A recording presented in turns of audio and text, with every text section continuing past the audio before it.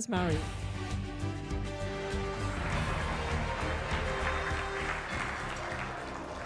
Good evening, everybody. It's a pleasure to be with you this evening. Before I get started, I'd like to thank Karen for fantastic emceeing. So let's give her a hand, first of all. Tonight's topic is about disruption.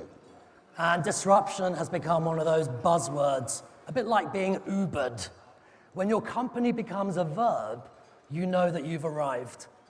This evening, I'd like to take you on a journey over the next 15 minutes into the hearts and minds of disruptive thinkers. Disruption means doing what others aren't doing and thinking what others aren't thinking. It's about faster, smarter, leaner, cheaper, better.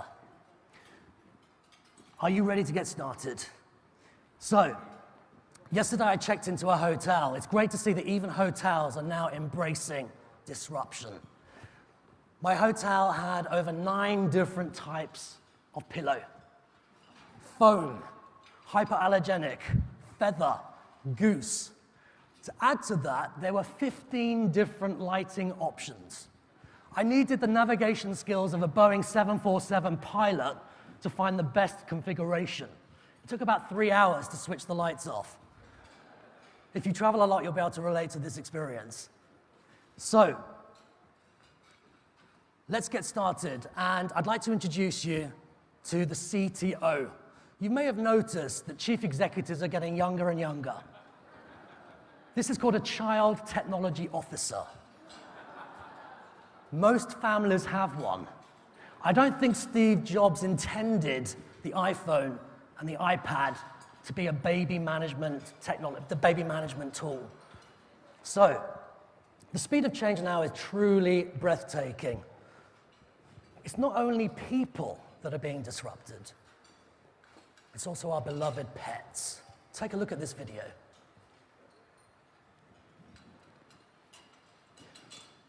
Video, please.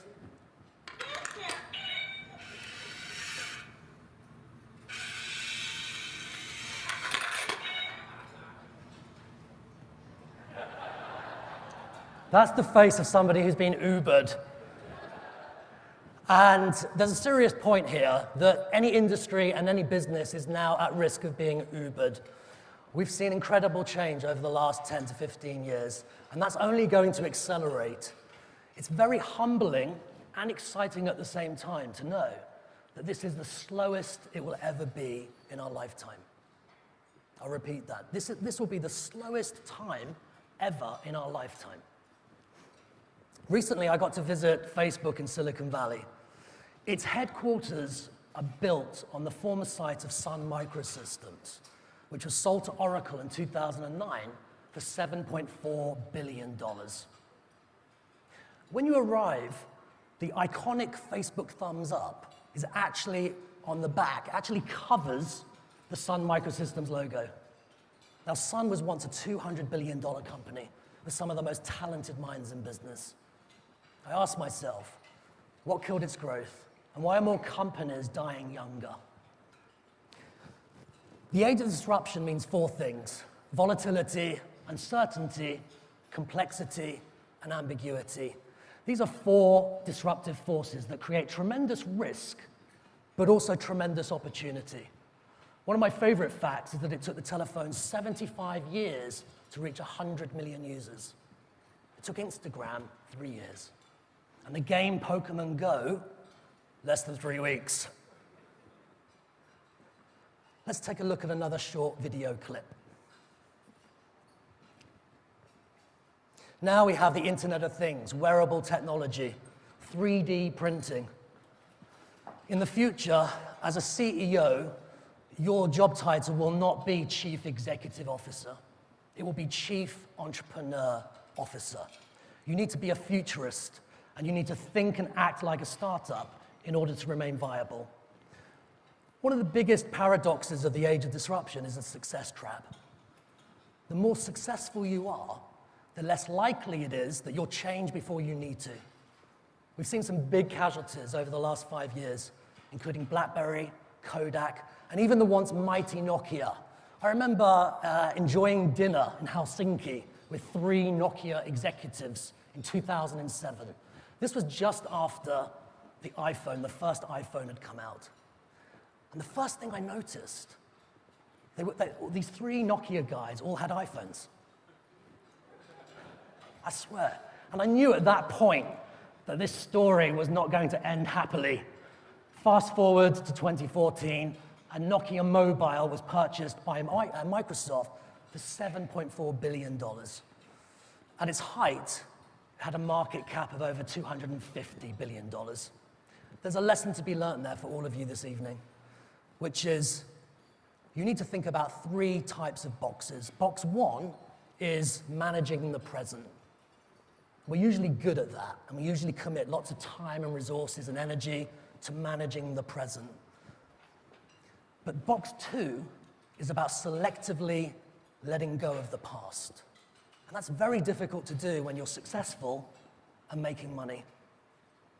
Box 3 is about creating the future. The reality is that most CEOs spend all their time and energy in box 1 at the expense of box 2 and box 3. So a key message this evening is, where are you spending your energy and where is your talent spending their time? Box 1, box 2, or box 3? Reed Hastings at Netflix, he's a great example of a CEO who keeps disrupting himself before he needs to be disrupted. First of all, it was subscription for Netflix. Then it was video streaming. And now they're making their own movies. One of my favorite stories about the speed of change is a guy called Jan. Hands up if you've ever used WhatsApp. Yes. WhatsApp, Jan, this is Jan, he's 39 years old. He grew up in a rural village, a bit like Guangdong, very poor rural village, just out of Kiev, Ukraine. Had a very humble background, and due to different problems politically, he had to leave the country with his mother, and he never saw his father again. That was setback number 1. Setback number 2, he moved to the US and started a computer science degree at San Jose University. Like most of these entrepreneurs, he dropped out. He dropped out after 2 years. And then he got a job at Yahoo. During this time, bad luck number 2 hit him. His mother got cancer. And by the age of 23, he was alone. No friends, no family. At Yahoo, his luck started to change. And one day he was at the canteen. This is the power of Guangxi. He was at the canteen, and he met a guy called Brian. Brian's 10 years older and became a friend and a mentor. They continued to work at Yahoo for about 10 years, and then they applied for jobs. They applied for jobs at Twitter. They got rejected. They applied for jobs at Facebook. They got rejected. And so they decided to take a vacation, and they went to South America. And sometimes when you're defocused and away from the problem, it's much easier to be creative, to be objective. And during that time, he had this idea for what's up. And then he changed it to what's app. And he pulled out one of his old Soviet books and started to sketch a business model for this messaging app. 6 months in, he wanted to give up. And day after day, he said, look, this is just too difficult. It's too much emotional commitment to do a startup. But his friend Brian gave him support and was there and told him not to give up. He demonstrated a Viking spirit called sisu. Sisu is a Finnish word, and all entrepreneurs have it. It means tenacity, determination, and grit. Sisu. And Jan has lots of sisu. So, fast forward, you remember that he got rejected at Facebook. That was probably one of the costliest mistakes by Mark Zuckerberg. Because on Valentine's Day, 2014, Jan Koum got a telephone call from Mark. And over cake and coffee, they decided to buy WhatsApp. This was just 60 months later. So from 0 to 60 months, WhatsApp was acquired for $19 billion. Now, they only have 55 employees, although I hear they're hiring. Now, to give you a sense of that, what does it mean? The value per employee at Apple is one of the highest in the world. It's about $1.3 million. The value per employee at WhatsApp was $344 million. What Jan did was inspirational because when he signed the papers to become a billionaire, he went back to the social services where he used to queue every week to collect a $100 food stamp to feed him and his mother. That's how poor he was. And so when he signed the papers for $19 billion to sell WhatsApp to Facebook, to pay homage to his mother and his father, he went back to the social services and signed the papers. We can all take inspiration from this because what Jan showed was extreme courage in the face of adversity. Number one, he lost his home. Number two, he lost his parents. And number three, he lost his job. But he demonstrated those bounce-back skills. What can you do to win in the age of disruption? Can I suggest that, first of all, you think 10x, not 10%? 10x is a concept, a mindset. It's a skill, it's a spirit, it's a way of thinking. And it's about thinking 10 times bigger, not 10% more. Most companies think in small 10 or 15% increments. 10x thinking forces you to completely shift your perspective so that you start again from ground zero. Examples of 10x thinking. When JF Kennedy said, let's put a man on the moon in 10 years, that was 10x. When Bill and Melinda Gates started our foundation to wipe out malaria in 10 years, that was 10x. When Jack Ma of Alibaba decided to launch his business to serve over 2 billion customers and help over 10 million businesses, that was 10x. What could you 10x? Is it a supply chain, a process, a service? The simple truth is, in the age of disruption, if you're not 10xing and if you're not disrupting the status quo, well, you'll become it. My final story is about two business builders, pioneers, risk takers, Elon Musk and Jeff Bezos. Elon Musk has inspired many companies, including PayPal, SpaceX, Tesla, Hyperloop, a transport system that will go over 1,100 miles an hour, and many others. Jeff Bezos, he's also a pioneering entrepreneur. He's actually adopted, one of his daughters is adopted Chinese. Both of them think like startups. For Elon Musk, his number one business principle is not taking a risk is a risk.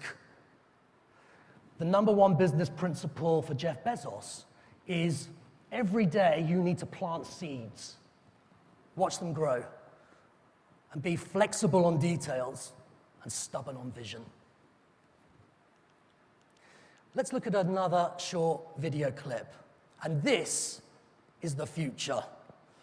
I'd like to introduce you to the world's first self-driving bicycle. Take it away.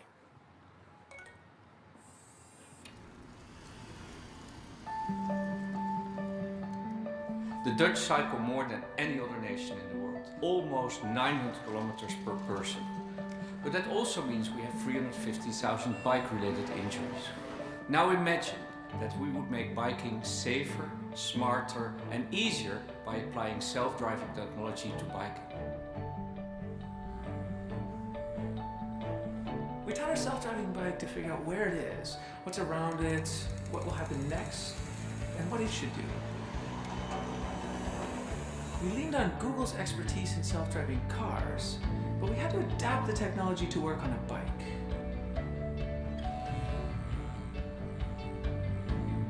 We decided to add 2 additional features.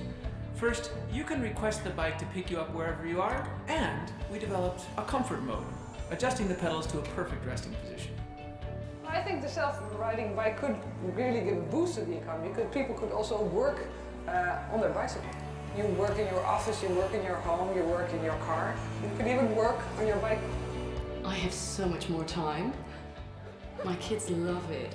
They're just free. They can go anywhere they want, anytime they want. It's amazing. At the Fietsersbond, we feel that this is the biggest invention since the invention of the bicycle itself. At Google, we always put our users first. With the launch of this bike, we believe we do that again.